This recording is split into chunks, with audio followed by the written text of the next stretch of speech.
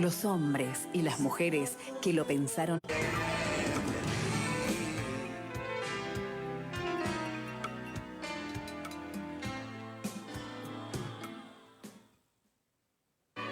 All'alba vincerò, vincerò,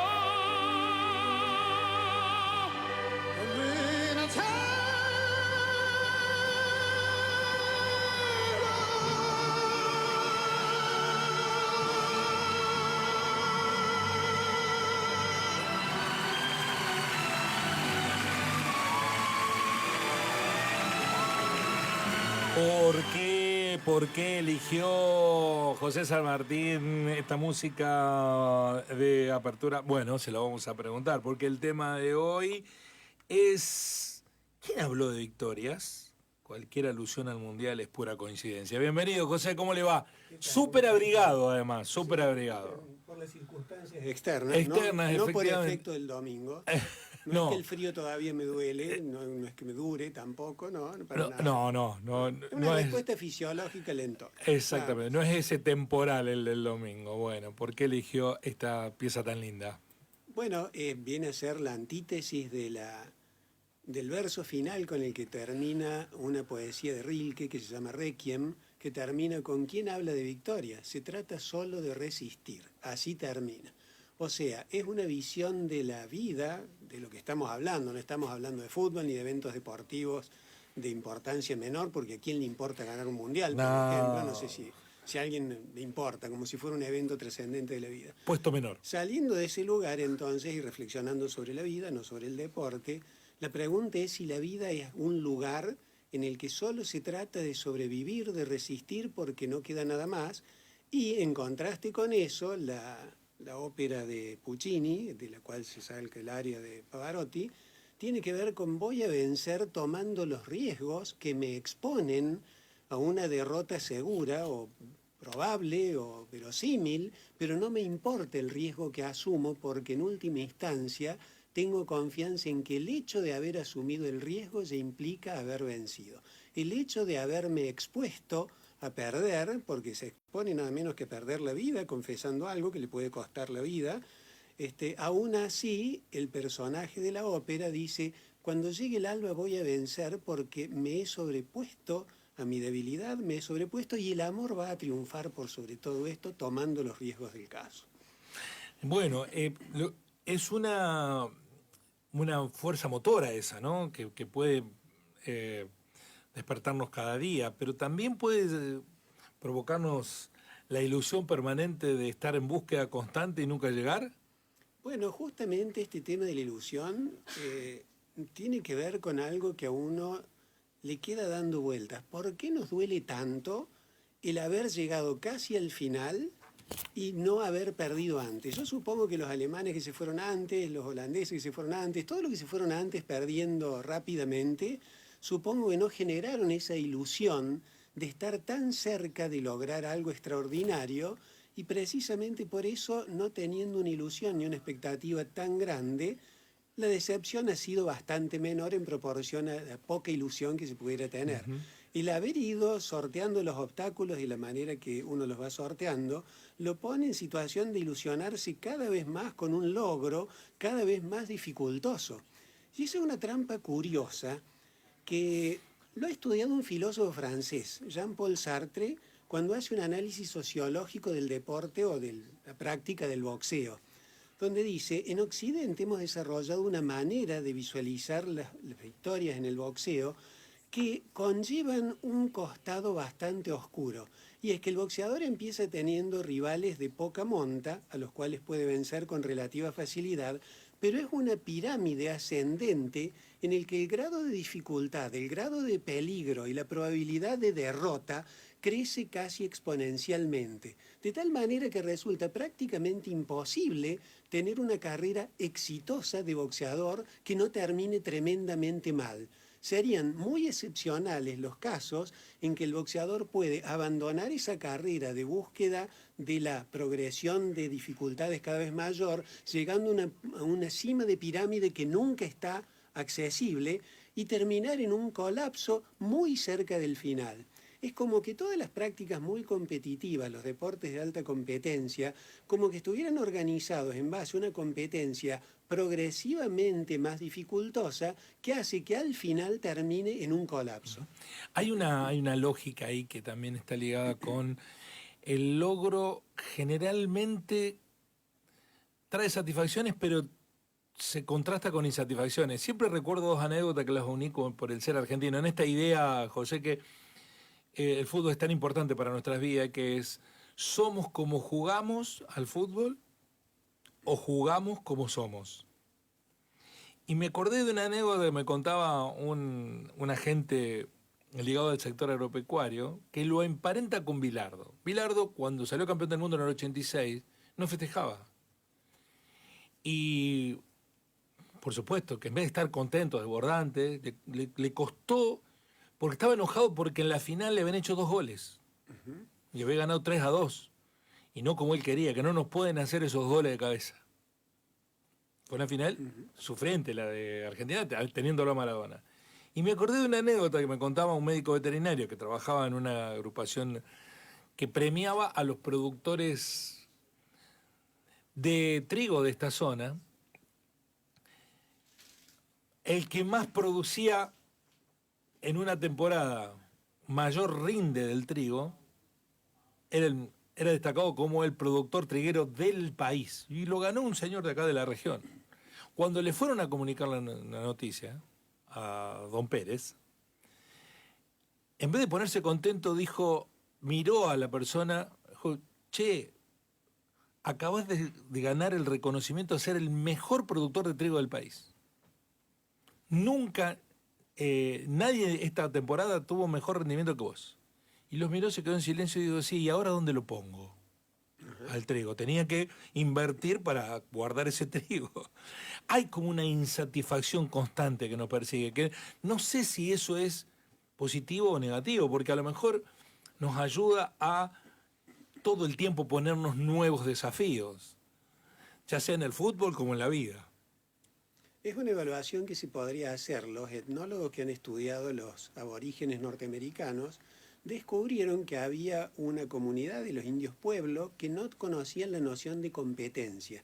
En las cosas que hacían que tenían un carácter lúdico, por ejemplo, correr, hacer carreras, etc., no se ponía como objetivo que uno solo llegara a la meta primero y tuviera el premio, sino que el hecho de que todos en la comunidad participaran era lo que daba sentido a la actividad que realizaban. De hecho, cuando entraron en contacto con el hombre blanco occidental, descubrieron para su sorpresa y desagrado que les parecía muy mal esta idea de competir para que quede uno solo y todos los demás son perdedores, porque se rompía el sentido de la participación comunitaria en una actividad que era para beneficio del conjunto y de todos.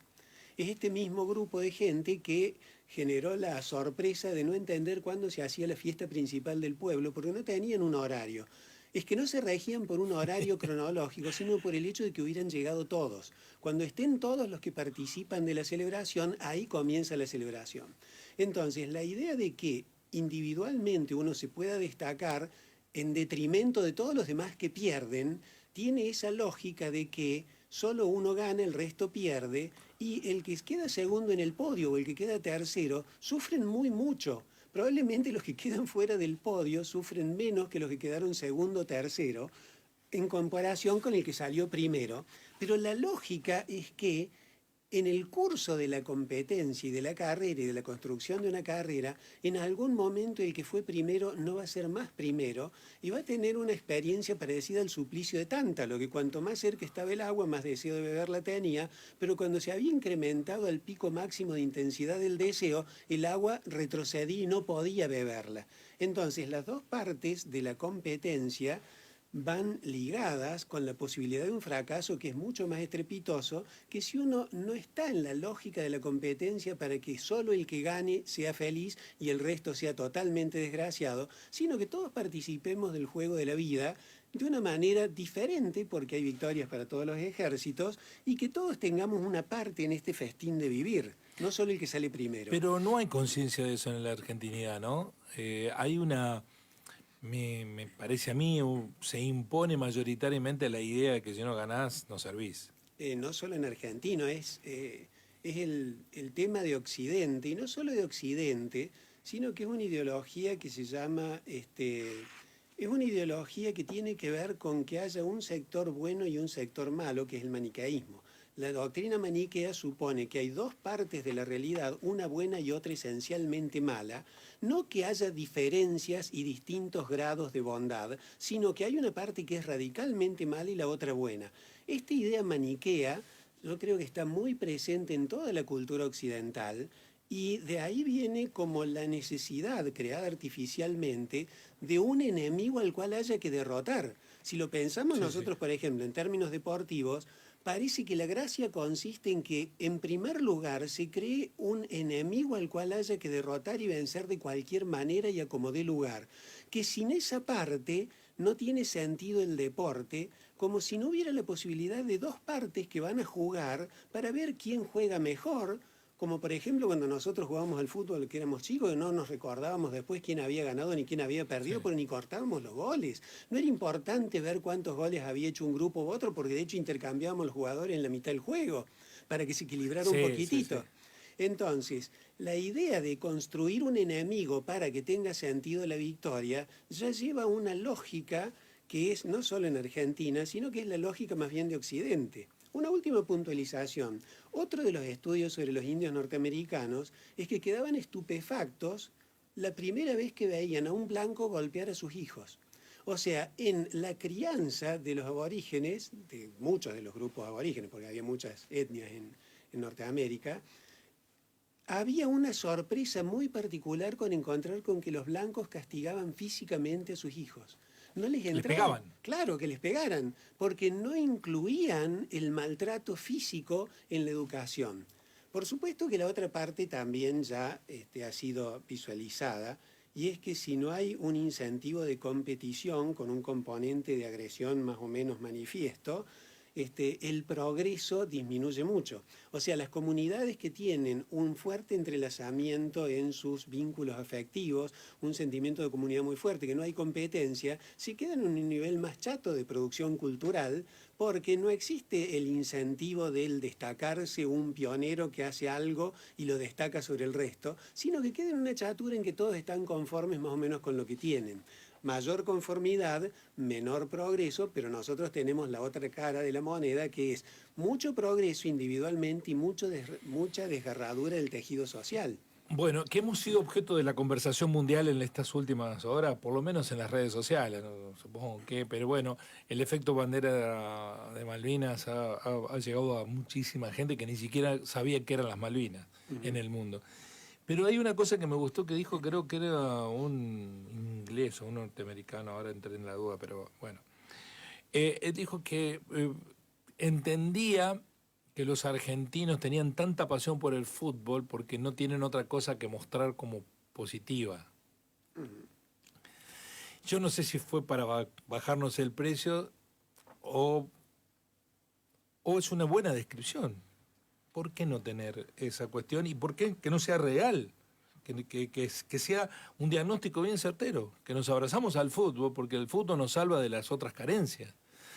Eso se puede entender como concepto filosófico, alcanza para compensar, porque yo no veo que andemos los argentinos no pudiendo discriminar entre una cosa y la otra. El fútbol es una cosa, la vida real pasa por otro lado, ¿no? Que en algún momento entremos en una especie de trance por el fútbol, como ocurre durante el Mundial, y sobre todo este Mundial, con eso de que fuimos atravesando partido a partido con cada vez más dificultad, da la impresión que también nos pone frente a un instante de me olvido de todo, pero después volvemos a nuestras realidades. Filosóficamente, ¿se entiende? Yo no puedo dejar pasar por alto el hecho de que pensar en términos de tipos o de categorías que generalizan son una característica típica del pensamiento fascista, que necesita tipificar para perder la visualización de las diferencias, porque en lugar de ser sensible a las diferencias que muestra la realidad, impone un esquema preconcebido a lo que ni siquiera se toma el trabajo de registrar en sus diferencias. Todos los judíos son los iguales. Claro, y todos los argentinos somos tal cosa. Sí. Bueno, también pudiera haber dicho que Argentina tiene tiene bastante premios Nobel, por ejemplo, en distintas áreas de la paz, del desarrollo científico, como Milstein, por ejemplo, etcétera. Entonces, pensar que solo nos atengamos al fútbol como una salida puede tener algún componente de verdad, como casi en cualquier otro país del mundo y en cualquier otro contexto. Nosotros vivimos en una sociedad en que necesitamos un componente de distracción que nos haga olvidar un poco la dureza del vivir, pero eso no tiene que ver necesariamente con algún aspecto muy particular y puntual, porque la diversidad de las cosas que nos pueden provocar frustraciones existenciales son enormes. Prácticamente el hecho de vivir nos pone en esa situación y un poquitito de distracción necesitamos. Ahora, que se convierte en algo real es otra cosa ya distinta y corresponderá a un grupo de gente. No a la mayoría de los argentinos ya se olvidó, ahí está en otra cosa. Me quedo con el mensaje inicial suyo. ¿Cree que cuando amanezca el nuevo día, al alba, venceremos? Sí, así termina un escrito de sociología, Max Weber, clásico, donde cita un texto de la Biblia donde dice: Centinela, ¿qué hora es de la noche? Todavía es de noche, pero pronto va a amanecer. Todavía es de noche, pero pronto va a amanecer. O sea, la esperanza es que pronto viene el amanecer y con el alba, la victoria. Gracias, José. Como siempre, es un lujazo. Gracias a vos, Guillermo. Así son las ideas y las reflexiones. José San Martín, en la filosofía de los miércoles, ¿quién habló de victorias? Cualquier alusión al mundial es pura coincidencia.